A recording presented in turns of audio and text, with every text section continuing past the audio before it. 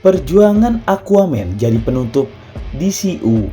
Aquaman and the Lost Kingdom merupakan film superhero yang dirilis pada tahun 2023. Film ini merupakan sequel dari film Aquaman pada tahun 2018, yaitu 5 tahun yang lalu, dan menjadi film penutup dari jagat sinematik DC atau DCU sebelum dimulai dengan era baru di bawah pimpinan James Gunn dan Peter Safran. Film ini mengisahkan tentang perjuangan Arthur Curry, seorang manusia setengah Atlantis yang menjadi Raja Atlantis. Arthur harus menghadapi berbagai tantangan dalam menjalankan kisahnya sebagai raja, termasuk ancaman dari Black Manta, seorang musuh lama yang ingin membalas dendam atas kematian ayahnya. Sebelum dirilis, film Aquaman 2 tidak lepas dari perbincangan. Alasannya adalah film ini dibintangi oleh Amber Heard yang beberapa waktu lalu terlibat kasus pencemaran nama baik dengan Johnny Depp suaminya. Pada tahun 2018, Johnny Depp menggugat Amber Heard atas tuduhan pencemaran nama baik. Depp menuduh Heard telah membuat pernyataan palsu yang menyebabkannya kehilangan peran dalam film Pirates of Caribbean.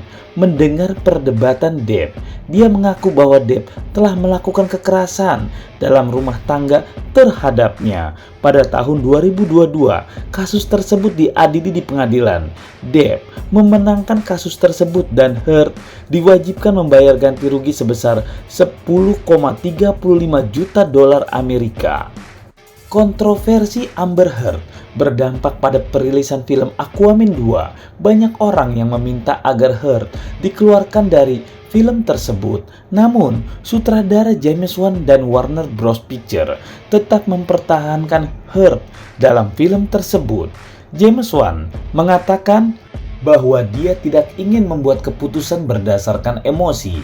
Dia menilai bahwa Amber Heard adalah seorang artis yang berbakat dan cocok untuk memerankan karakter Mera.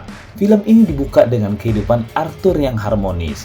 Arthur telah menikah dengan Mera dan memiliki seorang putra bernama Arthur Junior, menjalankan perannya sebagai Raja Atlantis dengan baik. Dia juga menjadi ayah yang baik untuk putranya. Namun, kehidupan Arthur terancam setelah Black Manta menguasai Trisula Hitam. Trisula Hitam adalah artefak kuno yang memiliki kekuatan dahsyat. Black Manta menggunakan Trisula tersebut untuk meningkatkan kekuatan dan dia menjadi semakin berbahaya. Black Manta memiliki dendam yang mendalam terhadap Arthur. Ayahnya, David Kane, tewas dalam pertempuran dengan Arthur. Black Manta bersumpah untuk membalas dendam atas kematian ayahnya. Arthur harus melawan Black Manta untuk melindungi Atlantis dan keluarganya. Arthur menggunakan kekuatannya sebagai Aquaman untuk melawan Black Manta. Pertarungan antara Arthur dan Black Manta berlangsung sengit ketika petarung saling mengeluarkan kemampuan terbaik mereka. Namun pada akhirnya Arthur berhasil mengalahkan Black Manta. Film ini lebih fokus pada hubungan antara Arthur dan Orm, saudara tirinya. Arthur dan Orm memiliki hubungan yang kompleks. Mereka adalah saudara, tapi mereka juga pernah menjadi musuh besar. Di film pertama, Arthur dan Orm saling bersaing untuk menjadi Raja Atlantis. Arthur akhirnya berhasil mengalahkan Orm dan menjadi Raja Atlantis. Arthur dan Orm awalnya tidak menyukai satu sama lain, namun seiring berjalannya waktu, mereka mulai saling menghormati. Mereka menyadari bahwa mereka membutuhkan satu sama lain untuk menyelamatkan Atlantis. Hubungan Arthur dan Orm di film kedua bisa dibilang sebagai love-hate relationship. Mereka saling mencintai sebagai saudara, tapi juga mereka sering bertengkar. Namun pada akhirnya, mereka selalu ada untuk satu sama lain. Orm memiliki peran yang penting dalam film kedua. Dia membantu Arthur untuk mengalahkan Black Manta dan menyelamatkan Atlantis. Orm juga berperan penting dalam membantu Arthur dalam menjadi pemimpin yang lebih baik. Di film pertama, Orm digambarkan sebagai karakter yang jahat. Namun, di film kedua, Orm digambarkan sebagai karakter yang lebih kompleks. Dia adalah karakter yang masih memiliki sisi baik meskipun dia pernah melakukan kesalahan di masa lalu. Black Manta adalah salah satu karakter yang paling menarik di film ini. Karakter ini diperankan dengan baik oleh Yahya Abdul Matin II. Abdul Matin II berhasil menempatkan sosok Black Manta yang jahat, ambisius, dan penuh dendam. Namun sebagai penjahat, peran Black Manta tidak dibuat secara seciamik itu. Ada momen-momen balas dendam yang masih terasa lemah. Misalnya, saat Black Manta membunuh ayah Arthur, dia sama sekali tidak menunjukkan emosi yang kuat. Alhasil, momen pertarungan antara Arthur dan Black Manta pun terasa kurang terlalu epik. Pertarungan tersebut memang berlangsung sengit, namun tidak ada momen-momen yang benar-benar berkesan. Seharusnya ada beberapa hal yang dapat dilakukan untuk membuat peran Black Manta lebih ciamik di dalam film Aquaman and the Lost Kingdom, seperti menambahkan lebih banyak emosi pada momen balas dendam Black Manta. Misalnya, Black Manta bisa menangis atau berteriak saat membunuh ayah Arthur. Hal ini dapat menunjukkan bahwa Black Manta benar-benar terluka oleh kematian ayahnya, atau membuat Black Manta lebih cerdas dan strategis. Saat Black Manta menyerang Atlantis, dia menggunakan strategi yang lebih cerdas. Misalnya, dia bisa menggunakan kelemahan Arthur untuk mengalahkannya. Dengan kekuatan yang dahsyat, Black Manta menjadi ancaman yang lebih nyata bagi Arthur. Dengan melakukan hal-hal tersebut, peran Black Manta akan menjadi lebih epic. Salah satu aspek yang disetujui oleh banyak orang dari film ini adalah pengambilan gambarnya yang bagus. Pengambilan gambar di setiap adegannya terasa realistis dan menarik.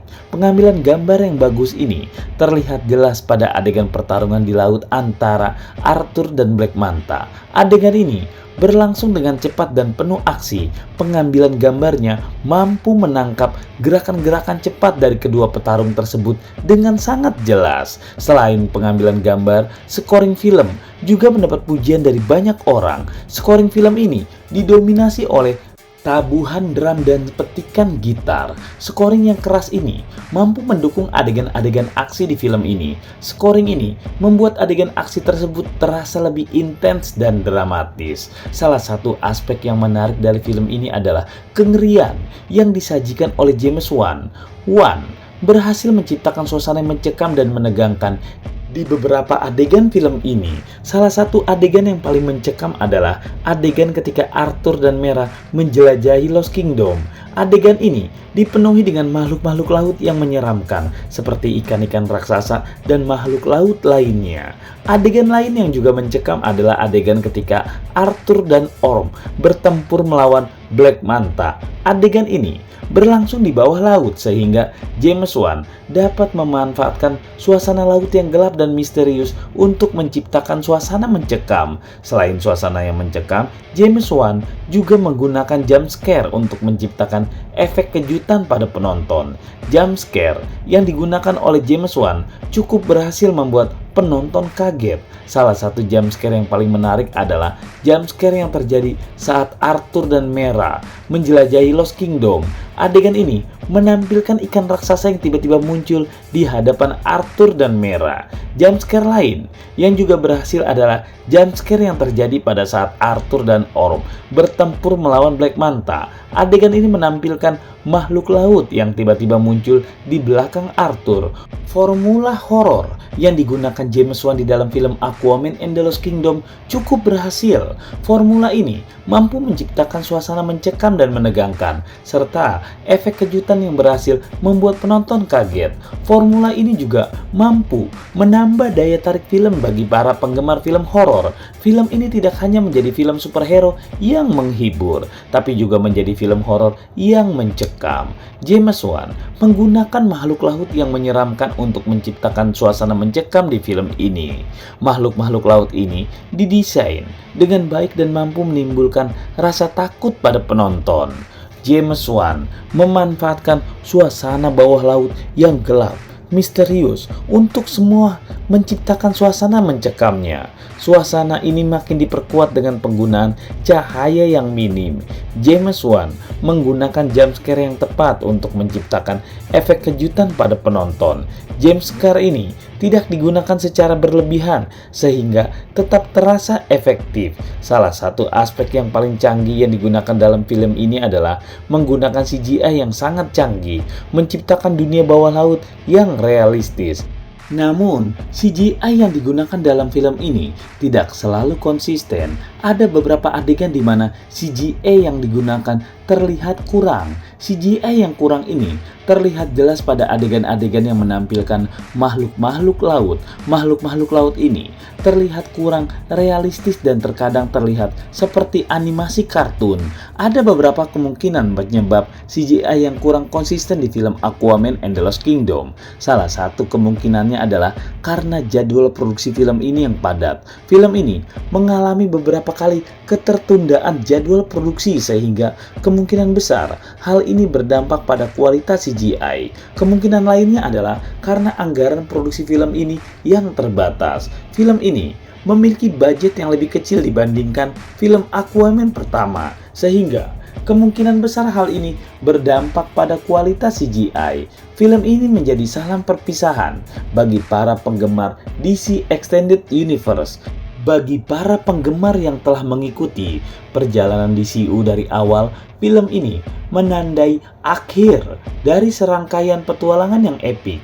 Film ini memiliki kisah yang lebih mendalam, karakter yang lebih kompleks, dan visual yang memukau. Aquaman and the Lost Kingdom menjadi kisah penutup yang layak dari satu dekade DCU dengan berbagai pasang surutnya. Film ini juga memiliki satu mid-credit scene yang menjadi hiburan tersendiri bagi para fans DC.